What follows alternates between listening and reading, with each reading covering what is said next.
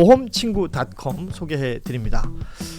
부담되는 보험료, 알듯말듯한 보장, 내 보험 바로 알고 싶을 때, 그럴 때는 검색창에 보험친구.com을 검색하시거나 1844-0585로 전화하시면 됩니다.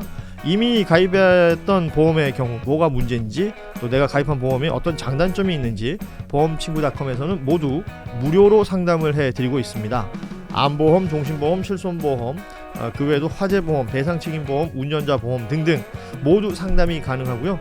검색창에서 보험친구.com 그리고 화면에 보이는 QR코드 접속하시면 바로 사이트로 연결이 되고요. 전화 1844-0585 어디든 연락 주시면 보험친구라는 여러분의 든든한 친구를 만나실 수가 있습니다. 보험친구.com이었습니다. 지금 속보가 또 하나 나와가지고요. 지금 민주당과 조국혁신당 합당 관련된 이슈들로 굉장히 뜨겁고요.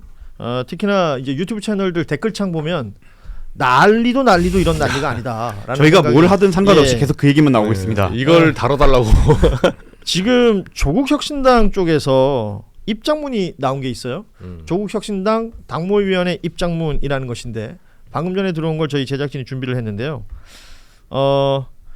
이게 논의를 했다라는 겁니다. 합당 관련해서 당원들과 당문위원회 관련해서 논의를 해서 첫째, 조국혁신당의 독자적인 비전, 가치, 정책에 기초하여 당원의 총의에 따라 합당 여부를 판단한다. 결국 이제 조국혁신당 당원들의 뜻이 모이는 대로 간다는 건데, 두 번째가 보시면 민주당의 제안과 관련된 협의 등의 전권을 당 대표에게 위임한다. 이렇게 되면 이제 조국 대표에게 일임한다라는 얘기가 되는 거죠. 그렇죠. 저게 이제 당무위원회를 바로 연다고 해서 사실 여기는 1인 정당이잖아요. 조국 대표가 원래 다 결정하는 건데 이제 절차적인 프로세스를 갖춘 척한 거예요. 네. 근데 저희도 취재해 보면 저게 왜 위험한 거냐면 이미 민주당 쪽에서는 뭐라고 생각을 하냐면 짜놓고 지금 플레이한 거 아니냐. 합당까지. 예. 그제 지난주에 이제 코스피 5천을 진짜 미중유의 그런 어떤 신기록을 세운 날 정청래 대표가 제안했다고 했지만 이 의심이 맞아 떨어질 수밖에 없는 거는 지금 일사천리로 당무위원회에서 다 통과시켜 있잖아요. 그리고 당대표에게 이렇게 보통 이름에서 하는 경우 물론 소수정당이라고 하지만 이런 경우 없습니다. 합당 수임기구 만들어야 돼요 원래. 그리고 12명 정도면 이건 진짜 옛날에 새보수당 이런 데 잔잔바리 한 서너 명 개혁신당 이런 데서는 이룰 수 있어요. 근데 12명 정도 되잖아요. 현역 의원이 지금 12명이니까요. 네, 예. 비례지만 이거 다 지역구로 스프레드 시켜줘야 돼요. 그럼 민주당 입장에서는 지금 당장 다음 달 2월 5일부터 예비후보 등록입니다. 지선. 그러면 각자 의원들이 총선 2년 후에 총선을 위해서는 밑에 있는 시군구 의원을 지명을 해야 돼요. 그리고 각자의 자기 파일을 차지하고 나서 그 다음 선거를 준비하기 때문에 사실상 물밑 협상이 없을 수가 없습니다. 12명 중에 최소한 5명은 내줘야 돼요.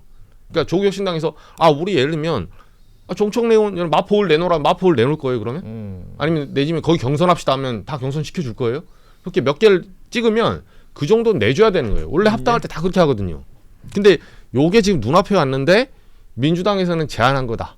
이거 물어보자 하니까 계속 당원들이나 사람들 입장에서는 이거 다 짜놓고 지금 이재명 대통령을 지금 비롯해서 친명을 사실상 배제시키고 이 프로세스 진행한 거 아니냐. 조국혁신당이 딱 그렇게 보여주고 있는 거예요.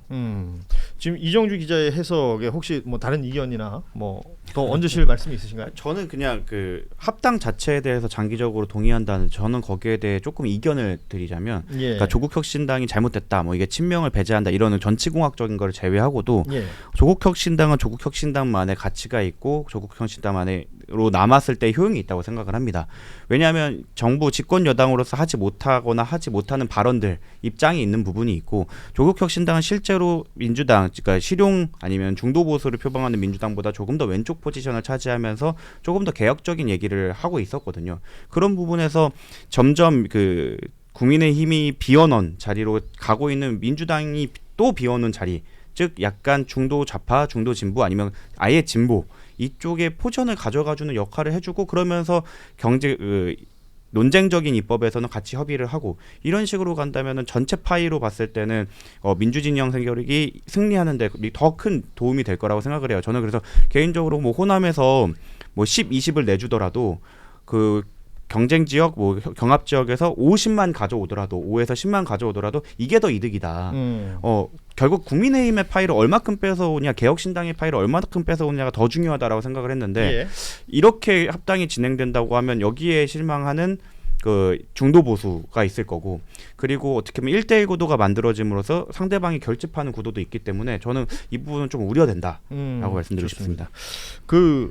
이게 좀 합당, 민주당, 조국혁신당 합당 이슈가 뜨고 나서부터는 조금 분리해서 봐야 될 것은 있는 것 같아요. 그러니까 합당 자체, 그러니까 이 두 정당이 정치적 결사체가 된다라는 부분은 민주당 내에서도 보면 뭐 속도의 차이나 시간의 이견은 있을지언정 뭐 멀리 보자면 다 그렇게 될 것이다라고 생각을 했던 건 대통령께서도 사실 같아요. 이제 원론적으로 이미 기존에 진즉에 이제 표방한 바가 있죠. 특히나 이제 이재명 정부 성공을 위해서 같은 방향을 바라보고 가는 분들이 같이 한다. 이거는 뭐 다 동의할 수 있는 부분이지만 합당 자체에 대해서는 이런 비슷한 평가들이 많은데 근데 다만 시기, 방법론, 절차 이런 거니까 이제 엊그제 왜 저 1인 1표에 대한 투표가 있으니까 저 정확히는 의견 수렴이라고 돼 있더라고요. 문구를 보니까. 네네. 그게 있었는데 그러면 그것과 이것은 동일한 건 아니기 때문에 좀 전에 잘 설명 주셨지만 각 지역별로 들어가면 복잡해요. 그러겠죠. 비례대표는 전국 어디나 프랜카드도 걸 수 있어요. 보면 하려고 하면 다 걸 수도 있어요. 실제 용해인 대표 이런 분들이 전국 순회 막 그런 걸 하잖아요. 그러니까 벌써 이제 비례대표 이런 분들이 자기가 찍어놓은 지역 이런데 미리 이제 활동하는 분들도 일부 있단 말이죠. 그럼 지역으로 이제 개별 구체적으로 들어가 보면 상당히 복잡해요. 그래서 지금 이제 숨가쁘게 지선전에 뭘 하려면 굉장히 숨가쁠 텐데 시간상으로 그래도 당원들에 대해서 의견을 잘 들어봐야 된다. 절차적인 부분에서 약간 미스난 부분은 분명히 정확하게 짚어야 된다. 잘 들어보고 수렴해야 된다라고 봅니다. 그러니까 저 합당을 제안한 정청래 대표 입장에서도 무언가 더 나아지는 것이 있기 때문에 제안했을 것이다라는 생각은 듭니다. 그러니까 정청래 대표 입장에서는 뭐 지방선거 혹은 다음에 있을 총선, 그 다음에 있을 대선 중에서는 지방선거 앞에 하는 것이 지난번에 이제 저희 출연했던 김한 기자가 표현했던 것처럼 가장 싸게 맥히는 일일 수도 있기 때문에 지금 제안한다라는 것에 뭐 본인의 설명 중에서도 그런 내용이 있었고, 그리고 사과할 각오를 하고 제안한다라는 표현도 있었습니다. 그러니까 이런 것들에 대한 평가를 어떻게 할 것이냐. 정구순 변호사 얘기하셨지만 전반적으로 큰 판을 봤을 때는 결국은 민주당이 이제 합당이 되어서 큰 정당이 되어서 점점 포션을 넓혀가는데 중요하게 필요한 과정이라고 말할 수 있겠으나 이게 이제 악마는 디테일에 있다고. 당선자만 4,000명이 넘는 것이 이제 지방선거 아니겠습니까? 그러면 이 지방선거를 앞두고 무언가가 결정이 된다라고 치자면, 자 뭐 지역에서부터는 구의원에서부터 시의원, 뭐 도의원 이런 식으로 올라오는 그 지방자치단체들 그리고 지방의회들의 수많은 자리들이 현역 의원이 누구냐에 따라서 완전히 달라질 수 있는 여러 경우들이 있고, 그렇다면 민주당이 가지고 있는 영역 안에서 조국혁신당이 새로운 공간을 차지할 것이냐, 아니면 있는 곳 안에 어디선가 꽈리를 틀 것이냐, 그러면 이게 부딪히는 지점들이 생긴다는 겁니다. 이게 정치공학적으로 해석을 해야 되는 부분들이 맞겠죠? 네, 저는 이제 그 사회자님, 앵커님이 말씀해 주신 그 부분은 이 정무적인 파트에서 일리가 있어요. 근데 사실 저는 100번 양보해서 정무적으로 만약에 욕심내는 거는 정당은 결사체가 결국 당선을 위해서 가는 게 맞거든요. 전 100번 양보해서 이해할 수 있어요. 조국 대표 입장에서는 욕심낼 수 있죠. 그리고 조국혁신당은 지난번에 총선 앞두고 어쨌든 민주당에서 대거 경선을 탈락한 사람들이 만든 정당이지만 그럼에도 불구하고 거기 새로운 입당한 사람도 있고 하니까 이해합니다. 자신들의 지향점이나 마음 이해를 해요. 이해하는데 선결 조건이 하나 있어요. 그게 뭐냐면 조국혁신당이 새빙선을 내세우면서 가장 선명성 있게 주장한 건 도덕성이었거든요. 윤석열 정권 3년은 너무 길다. 이 주장할 때 검찰 권력으로 남용하고 사람들 탄압하고 그런 거 아닙니까? 근데 보세요. 이게 제가 사실 뭐 저의 레코드까지 말하면 그렇지만 제가 초반에 조국혁신당 사람들하고 친했어요. 영광군수 그 보궐선거 있을 때만 제가 직접 내려갔거든요. 그래서 이게 언더독 약자이기도 하고 여러모로 이렇게 취재하면서 좀 친해지기도 하고 이 사람들이 열정이 보여서 기사로 많이 어떻게 보면 홍보도 해주고 보도해준 게 있어요. 근데 제가 요새 이 사람들하고 제 전화도 잘 안 받아요. 왠지 알아요? 강미정 전 대변인 있죠. 성비 사건. 있는 거 그대로 보도를 해야 돼요. 제가 여러 번 통화를 했는데 있는 거 팩트 말씀드릴게요. 지금 그때 성비 때문에 조국의 오른팔이 하던 사람 있죠. 그때 황현선 사무총장. 그 책임지고 내려왔습니다. 성비 사건을 자기가 처리하지 못했어요. 사무총장이 제대로 진상조사를 못했기 때문에 내려왔는데 최근에 인재영입위원회 부위원장으로 다시 돌아갔습니다. 예, 이 사건 아직 안 끝났거든요. 네네. 그 당시 대변인은 지금 다음 달 2월 9일 날 재판해요. 경찰, 그러니까 당 윤리에서 유죄, 그 강제추행에 대해서 예. 경찰에서 기소 유죄 취지로 송치, 예. 검찰에서 기소, 다음 달 9일 재판합니다. 지금 모든 기관 그리고 언론들이 다 이 부분에 대해서 조국혁신당의 이런 일처리에서 문제가 있다고 보는 거예요. 그리고 무엇보다 이 사람들이 최근 들어서 강미정 대변인이 제가 엊그제 통화했거든요. 예. 그 당시에 노래방 사건 있잖아요. 노래방 있었던 뭐 관련된 사람들이 있어요. 강미정 전 대변인 아직도 이 송사로 강제추행, 성희롱, 성추행 받은 송사를 이어지고 있고 혼자 지금 외딴섬처럼 탈당하고 고통을 받고 있는데 그 당시에 관련자들 그 자리에 있던 사람 4명 있죠. 허위사실로 고발했어요. 고소했어요. 예. 피해자를. 성추행 피해자를 허위사실로 그 연루된 사람들이 고소를 합니다. 지금.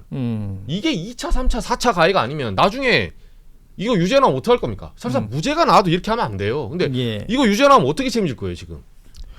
자, 지금 합당 이슈에 있어서, 그러니까 지금 이정주 기자의 그 발언 취지는 조국혁신당이라는 정당 안에 있는 일들과 이게 민주당이 합당하면 이게 사실은 민주당이 안아야 되는 문제이기도 한 당연하죠. 것이지 않습니까? 그러니까 그런 취지에서의 발언으로 이해를 하고요. 합당 이슈는 지금 굉장히 뜨겁게 달아오르고 있습니다. 조승래 민주당 사무총장은 뭐 2달 안에 해내야 된다라는 취지의 또 발언도 있었기 때문에 여기에 대해서 조국혁신당 지지자들과 당에서는 또 불편한 내색을 하고 있는 상황이고 뭔가 이렇게 매끄럽지 못합니다. 현재 상황은 이후에 어떤 식으로 진행이 될 것인가. 물론 뭐 여러 예상과 예측과 뭐 논평과 비판과 다 존재하는데요. 결과적으로 이게 플러스가 되는 합당이 될 것인지 아니면 마이너스가 되는 합당이 될 것인지는 결국은 또 선거를 봐야지 알 수 있는 상황이 될 수도 있기 때문에요. 하루 이틀 안에 끝날 것 같지는 않고 또 민주당과 조국혁신당 사실 이렇게 따지면 굉장히 메머드급 정당 아니겠습니까? 민주당만 해도 뭐 200만이 넘는 당원이 있는 정당인데 어떤 식으로 이 민주적인 절차 안에서 민주적인 합의를 이끌어내게 될지 한번 지켜보도록 하겠습니다. 물론 민주당도 조국혁신당도 이 모든 과정을 당원들의 결정에 따르겠다라는 말은 제일 앞단에 해놓긴 했어요. 그런데 지금 진행되는 내용들이 이렇다 보니 계속해서 논란이 되고 있는 상황들까지 오늘 전해드리도록 하겠습니다. 참 다행스럽게 생각하는 게 방송 마칠 시간이 됐다는 겁니다. 이 이슈를 계속하는 건 굉장히 힘들거든요. 오늘 원고에 없습니다. 네. 원고에도 없었지만 예. 댓글이 계속 그 얘기만 하시네요. 예. 지금 속보에 또 한덕수 23년 항소했다는 게 예, 하나 1심 나오고요. 선고 결과에 대해서 항소했다라는 내용이 방금 나왔어요. 본인은 23년이 너무 길다라고 생각하는 것이겠죠? 저는 개인적으로 그 항소심 비용이 정말 궁금해요. 왜냐하면 개인 한덕수로 봤을 때는 정말 최악의 상황이었거든요. 우리 네. 국민 입장에서 그때 영장이 기각됐을 때 너무 고통스러웠지만 사실 미션 임파서블을 파서블로 만든 그 변호인단은 거액의 성공 보수를 받아갔을 거란 말이에요. 아마도. 예. 이미 저희는 그래도 착수금이니까 납부잖아요. 납부 다 해놓고 23년을 맞은 거예요. 근데 여기서 새로운 변호인단을 꾸리기에는 사건이 워낙 방대하고 복잡하니까 그러지 못했을 거고 그럼 이제 항소심을 어떻게 계약했을까? 이게 참 궁금합니다. 그렇군요. 저도 예. 속보가 하나 있습니다. 네. 그 지금 보니까 이제 정원호 구청장님도 출판 기념회를 뒤로 연기를 했어요. 예. 그 이해찬 그 전 총리님 그 서거를 예, 애도 기간이 애도하면서 있으니까. 마침 이제 제가 31일 날 그렇게 준비를 해서 다 계약도 하고 다 지금 준비를 했는데 그날 당일이 또 마침 발인일이어서 지금 그 뒤로 연기하느라고 지금 일단 연기를 합니다. 아직 그 정확한 날짜에 일정은 안 대해서 나왔고 이거 장소랑 협의를 연기에 대한 걸 지금 협의를 또 하고 있습니다. 기존에 잡아놓은 날짜에서 연기가 됐다. 그래서 대부분 아마 이제 이번 주와 주말까지 이렇게 예정된 분들이 이제 아마 당에서도 전체적으로 그 애도 기간으로 정해서 하기 때문에 그렇게 동참할 것으로 보여집니다. 그렇습니다. 자, 오늘 뭐 할 얘기는 많았습니다. 그리고 뉴스도 더 다룰 것들이 많습니다만 오늘은 저희가 여기서 마무리하도록 하겠습니다. 계속해서 뉴스는 이어질 것으로 보이고 댓글창에 뜨거운 반응을 보이고 있는 내용들은 저희가 방송 중에 다룰 수밖에 없겠습니다만 매일매일 바뀌어가고 변화되는 과정들 또 고스란히 충실하게 전해드리도록 하겠습니다. 자, 오늘 뉴스다이브는 여기서 마무리하고요. 저희는 내일 오후 3시 30분에 다시 찾아뵙겠습니다. 함께해 주신 우리 신용환 부위원장, 정구숙 변호사, 이정주 기자와 함께 인사드리겠습니다. 내일 뵙겠습니다. 고맙습니다. 감사합니다. 보험친구.com 소개해 드립니다. 부담되는 보험료, 알듯말듯한 보장, 내 보험 바로 알고 싶을 때, 그럴 때는 검색창에 보험친구.com을 검색하시거나 1844-0585로 전화하시면 됩니다. 이미 가입했던 보험의 경우 뭐가 문제인지, 또 내가 가입한 보험에 어떤 장단점이 있는지 보험친구.com에서는 모두 무료로 상담을 해드리고 있습니다. 암보험, 종신보험, 실손보험, 그 외에도 화재보험, 배상책임보험, 운전자보험 등등 모두 상담이 가능하고요. 검색창에서 보험친구.com 그리고 화면에 보이는 QR코드 접속하시면 바로 사이트로 연결이 되고요. 전화 1844-0585 어디든 연락 주시면 보험친구라는 여러분의 든든한 친구를 만나실 수가 있습니다. 보험친구.com이었습니다.